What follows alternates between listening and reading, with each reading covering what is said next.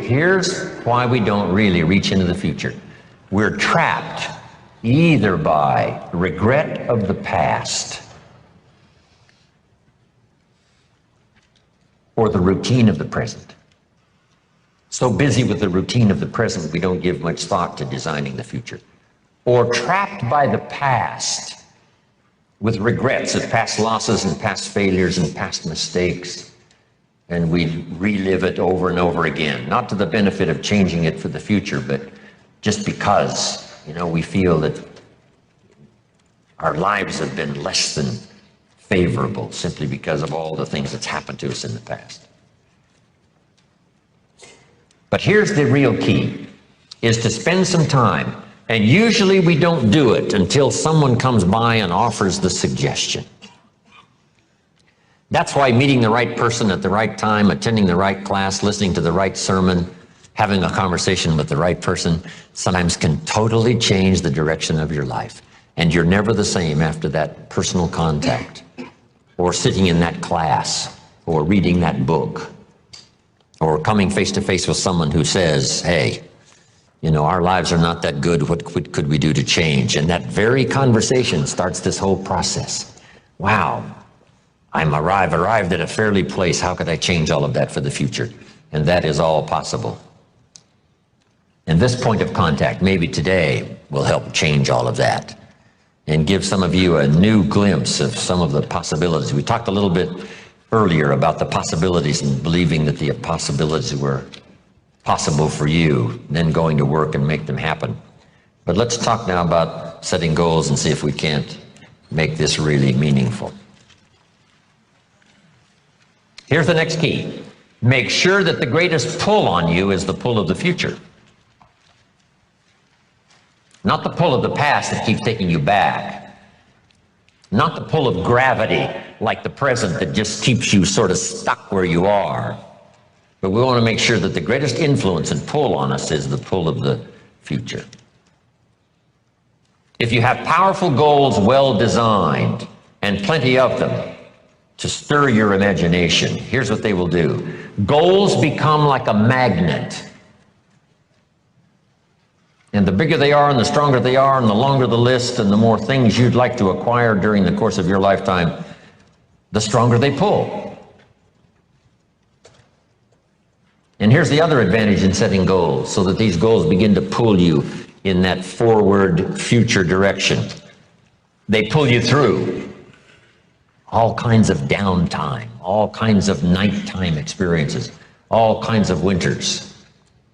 You can much more easily survive the next crisis, the next winter of your life, if you have well-set goals, finely tuned, places you want to go, things you want to do, people you want to meet, skills you want to develop, fortune you want to make, benevolence you want to engage in. If all of that becomes powerful and clear, and you're on your way, I promise you, no matter what happens, those goals will pull you through.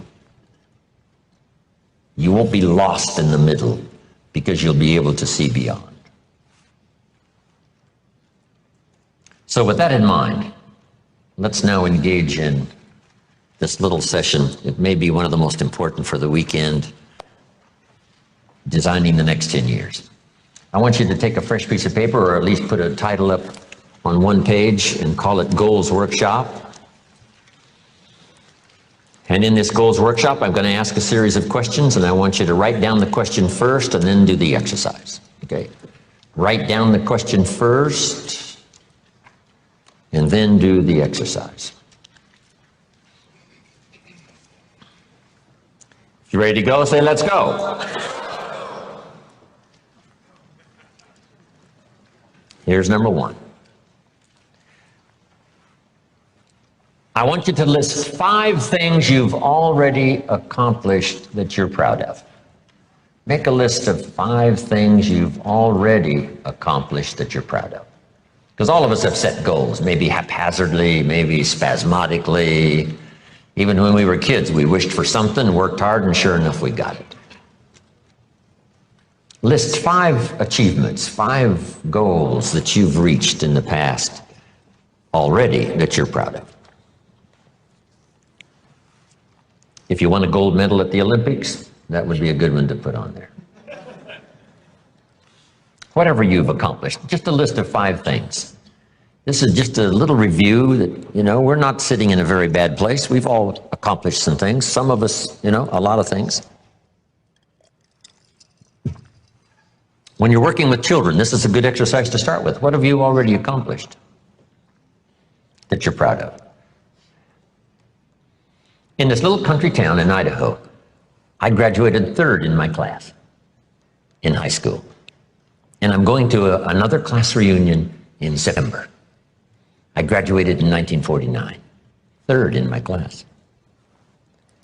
I was pretty proud of that, because I wasn't the smartest kid in the world.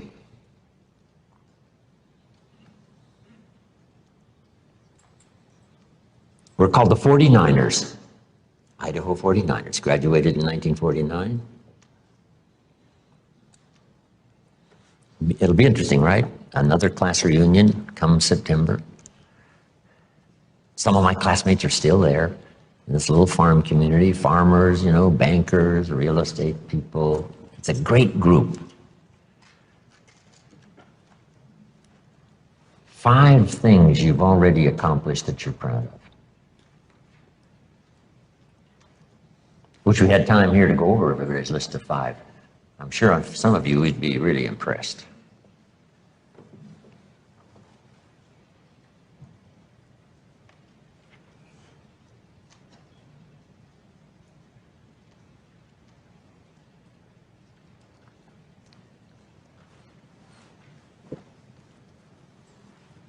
Five things, 5 achievements.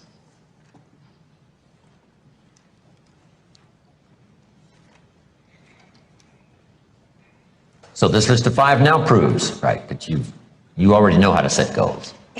Maybe not as intensely as we're going to work on now, but you've already done it. You've already said, hey, this is it for me, I'm going for it, and sure enough, you did. Okay, here's what's next now. I want you to make a list. What are the 50 most important things you can think of that you want to accomplish and have in the next 10 years? So just put at the top of this now, my 10-year goals, and I want you to make a list of at least 50 items. Little things, big things, and it doesn't matter what they are. Now this list does not mean the list of the things you think you can acquire. This is a list of the things you want. You just let your mind run free. A list of 50 items that would really do it for you in the next 10 years. If you had this, if you went to these places and met these people, and if you had these skills and these investments, education for your children, all the rest of it. So I want you to take the time now, and I want you to go right down the page, not side by side on your goals, right down the